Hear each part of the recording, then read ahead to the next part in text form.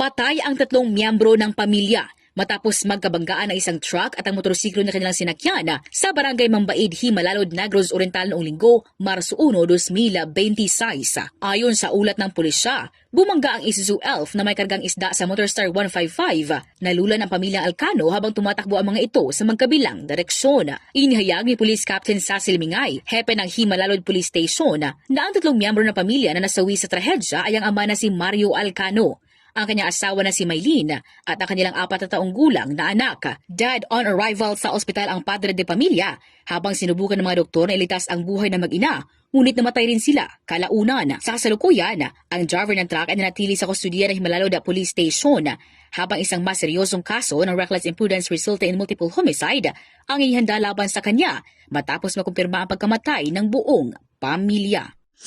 Balita, gikan sa K5 News FM Dumaguete. Kini si K5 Rufa de Vero para sa Kampiyon nga Balita si Bis Publiko Kalingawan sa Negros. K5 News FM. K5 News FM. News FM.